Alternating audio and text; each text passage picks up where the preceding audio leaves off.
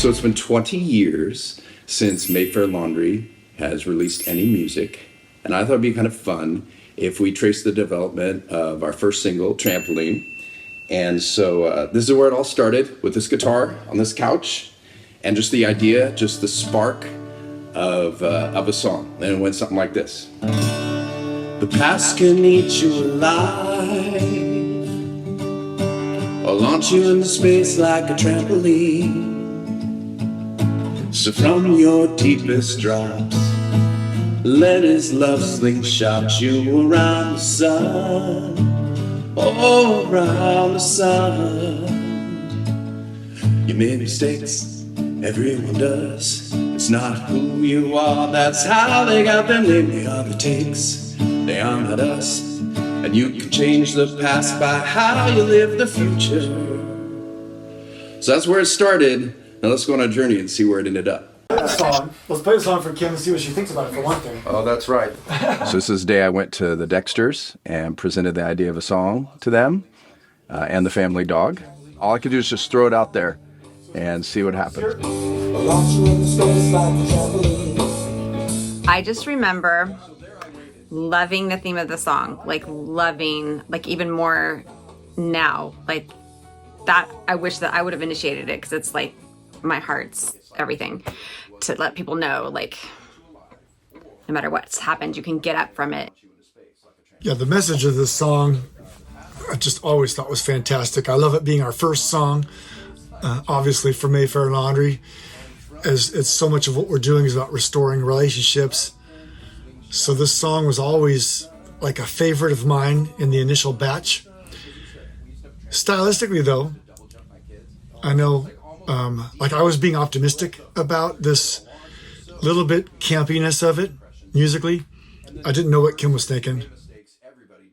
I always love the fact that the rest of the group usually has a concept, or at least something started before I get my hands on it. And so it allows me to immediately start to put some more personality into it. And so I actually like the fact that some of the early development is done by the three of them, just because we're all playing to our strengths. Maybe we can play with that a little, but that's why the B chorus was kind of the hook then, right? Yeah. Around the sun. That was literally just an ad-lib. Right. But yeah. for me, it became like, so I doubled it, like that becomes the hook. Because that's super singable. Right. Around the sun, oh, around the sun, around the sun. So that's good. I love the message so much. It was just all new. That was like, I don't know if that was our first writing session. I was just taking it all in, and I didn't know where anything was going, and I was just being as complimentary as I could, and didn't really know how am I gonna make this come to life for me. The past can eat you alive, launch you into space like a I wanted to do the phrasing differently and shorter, and that meant that some of the words had to be rearranged and some of them had to be cut. And then I started tweaking it a bit, and then I was like, oh gosh, I hope Dave's okay with this, because there's a lot of changes. And she had a great idea. It was like basically taking this folk song and just making it rock, making it a little quicker, faster tempo, and she's now rocking it. told you that's who you are. Takes that are never. But then it came to life for me, and I loved it. So I feel like this song in particular was a lot of work in progress, and it was fun for me to be able to have that much freedom to do some changes and add some things. And so hopefully Dave's still okay with it. We had a song that Kim then liked and I liked, and I'm going, oh, this is great. But we then had to present it to Dave. Yeah, it's not the easiest thing to bring an idea of a song to the band and have them start messing with it. I affectionately call it the chopping block. But that's part of the process. The song is better for it. And now we have something that Paul and Kim and I are a part of, and we really want Frank's fingerprints on this. So now we're bringing this new and improved song to Frank to see if he likes it. And then if he likes it, then we're going to plug in. We're in a bigger space. We can start rocking this thing, and we can see where it goes from there. Have I heard this too? We played it. You said, what else you got? That was great. The first time we played this song for Frank, we played 10 seconds of it. He's like, what else you got? And I'll never forget that. That was the greatest thing. Yeah. That's the trampoline. But looking back at that, it's funny because I feel like I'm in one of those shell-shocked states of like, okay, what do I do with this? I'm thinking on one hand, is this how you want it to sound? Like this, what I'm hearing? Or do you want me to like do stuff to it? It goes back to the chorus. Second chorus is the intro. Is the tempo going to be where it's going to be? Is the fact that it kind of sits in the middle and it's not too hard, not too soft, what, you know, are we going to stay right there? So there's just all these things that go through my head, and so I'm processing, kind of looking up. It's actually something that I do when I'm thinking. I just kind of tilt my head and I'm like, okay, I hear what you've done so far. I think there's stuff I could do to this. And sometimes it's a matter of, hey, you know what? I can embellish that. That's going to be great. No problem. I know exactly what to do. And other times it's like, yeah, I really don't like that. And I have to like fight through like, okay, how do I contribute and how do I complement what everybody's doing the best way? It's just that piece sounds like something, but I mean, there's not anything we play that doesn't eventually sound like something.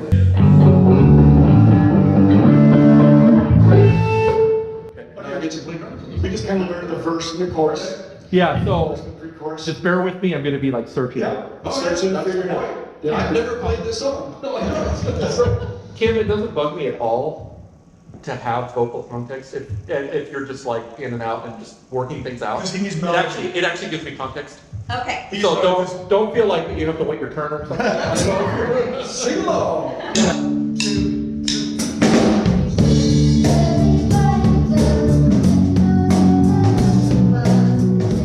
So this is officially the first time that we've ever played this song together. And this is where the magic starts to happen, where we start to react to one another and things start to rise to the surface that wouldn't happen if we weren't all in the same room, all working on one piece of music together. And so even as rough as it is, it's still the juices are starting to flow, and we're starting to we've never played it before. So this is the first time, kind of special.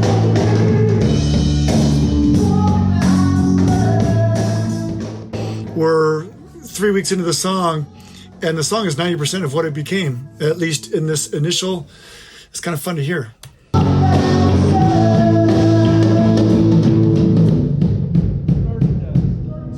The verses though, I do want to do something different in the verses that's more sparse. Change the melody.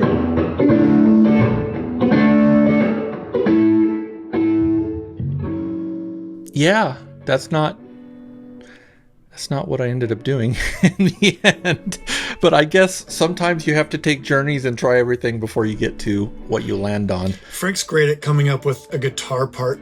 In the end, the part he came up with is fantastic. It's a stereo part, so it's two guitars playing off each other. One of them is Life is a Highway. The other one is a Wiggy Wiggy part, I think.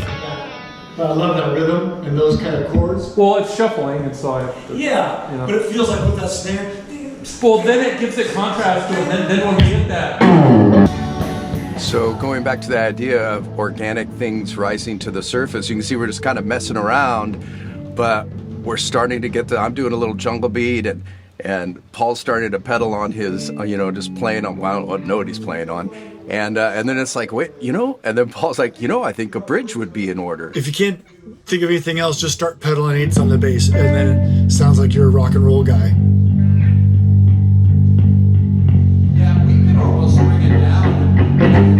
We have this saying in the band that I want to try this. And the way we get away with like trying a lot of things is we say, I'm going to try this because it might be the thing that leads us to the thing that we actually do.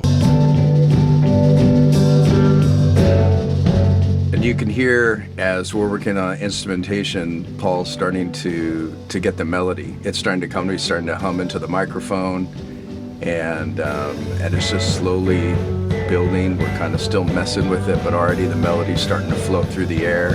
And he's looking over at Kim like, oh, we're gonna need some words here pretty soon.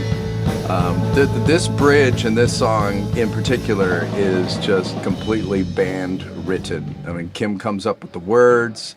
Paul came up with the melody. Frank came up with the idea of us being our smallest selves, going into our biggest selves. And I just kind of rode the wave and went along for the ride. On that bridge, try this. Go down like your smallest self. Smallest self, biggest self.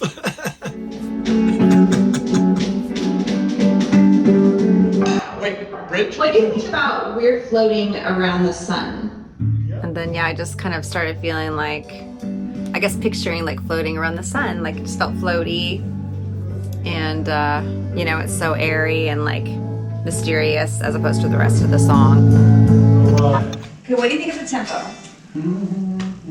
Is it too slow? I liked it. Okay, so now we've moved into my living room, much to the dismay of my dogs, and Kim is realizing, okay, we've taken it too fast now. We need to slow it back down, get a little groove going. Frank's referencing Pamela by Toto, that it has kind of this shuffle groove kind of thing going on. And so I think it's the singer's job to keep the band from being a runaway train. And so she's realizing, hey, you guys, like we're going too far.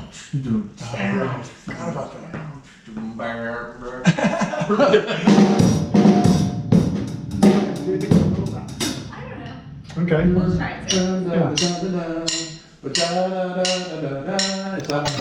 Okay, Trampoline. But I gotta remember, without anybody telling me, how that song start.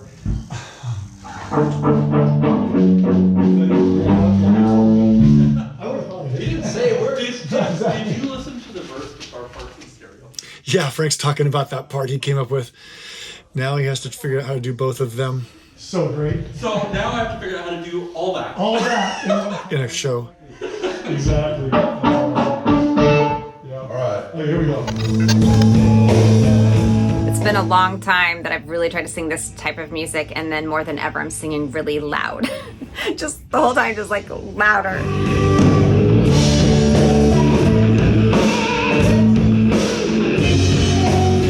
The song's coming together. Frank's got the boogie going.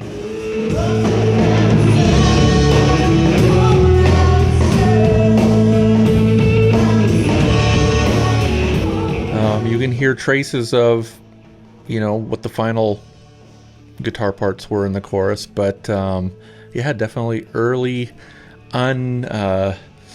unedited, unrefined exploration. Yep.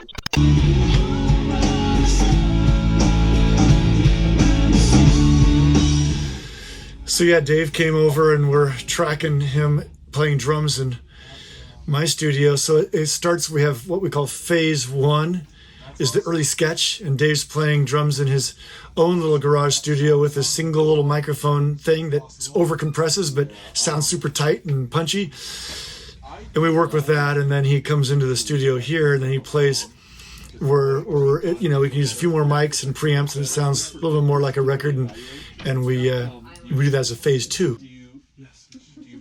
I remember when Dave showed up to play this, though, he showed up really bummed out because we were deteriorating all of his feelings of his songs and turning them into something else. But then again, that's what writing in a band is like. That was a weird time because not only did the song really change from what Dave initially felt it should be in terms of style, even some of his lyrics, the best of his lyrics had to be kind of downplayed within the new melody. And that's something that I think was concerning him. You can change the past by how you live the future was his best line. So it didn't have the richness that Dave wanted, and he was pretty bummed out. I don't think that I knew that you were bummed out about the song, but I wondered. Because I knew we changed it quite a bit, so... I understand what you wanted. Yeah, that was an emotional day. I'm probably the sensitive artist of the band, and I'd acquiesced to more pop sensibilities on different things, and the lyrics, like Paul was saying, have been shaped in a way that removed some of the things that I thought were important to say. And it's just like death by a thousand cuts. At some point, it just starts to build up. And so that day going into prep to go to the studio, I was struggling. I was a little depressed. I struggle with that in my own life, and so it was just something that triggered me. And yeah, we worked through it, but it was an interesting day for sure. And then when you start to dissect it or start to listen to it intently, like, okay, we're prepping for studio, so we've got to have something to rehearse to and whatnot. And then we, listen to it and it's like, man, well, maybe that shouldn't be there. Leading into the session, I was hearing the drums. I'm hearing a lot of these ghost notes as Rosanna kind of, and then the kick drum being really busy.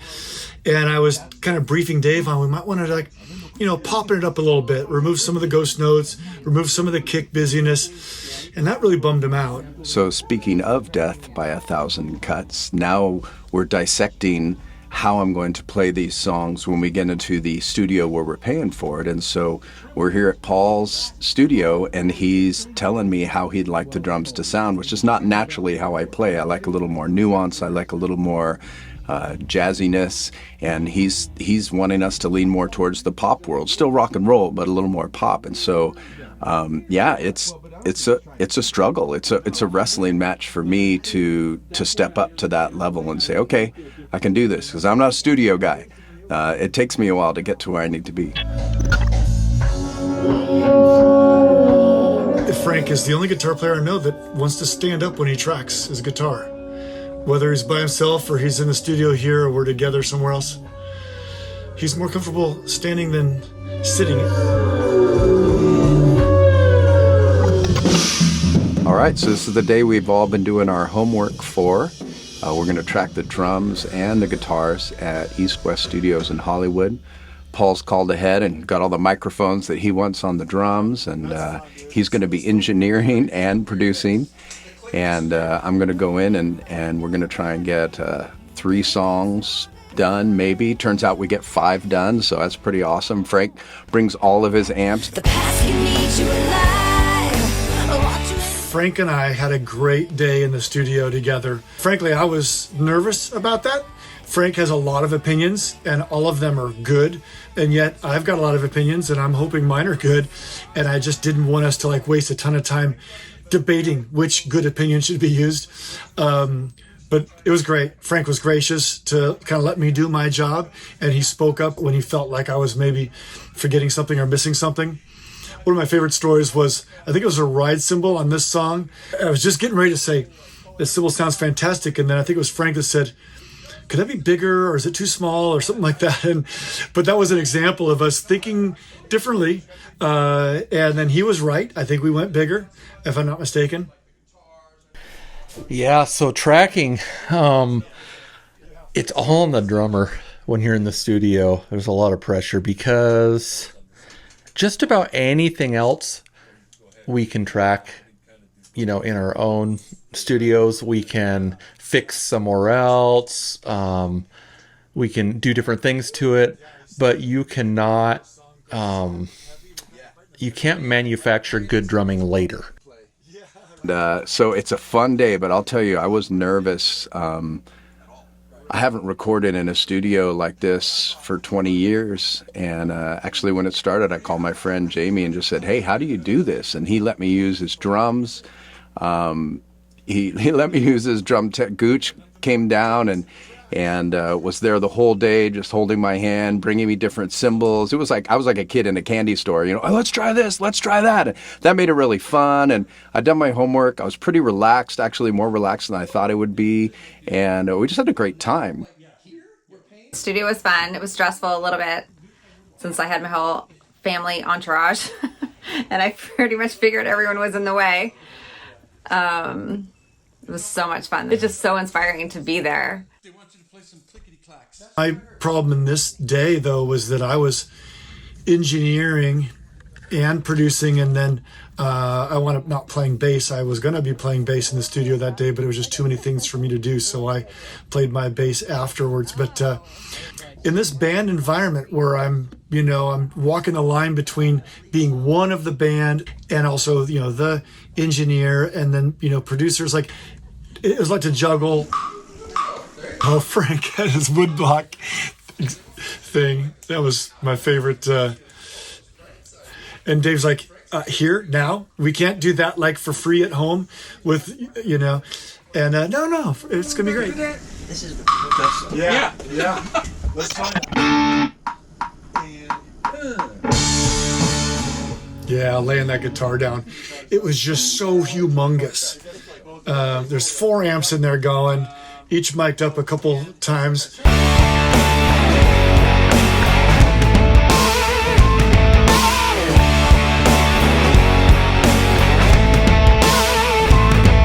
Mistakes. You are takes that are never ends. You, the past can eat you alive. When you think it's gotten hard enough, it gets harder because now you've got to refine this and you've got to mix it and you've got to do all the little things that just are just the perfect recipe with all the components that you have recorded. And so this is definitely fun, but also taxing. And I just appreciate our band rule approach to things where all of our influences are being represented. Paul does a really good job at pulling the best from each of us when he starts to really hone things. And so kudos to him and kudos to everyone's talent. I'm pretty proud of it, and I'm pretty proud of the team effort of this song. I mean, from the writing perspective, all through that arrangement, and then even battling through the comments during the mixing stage, and to make everybody happy, because it truly is this group effort. Really proud of it. It's been a fun ride, so I hope you guys enjoy Trampoline. So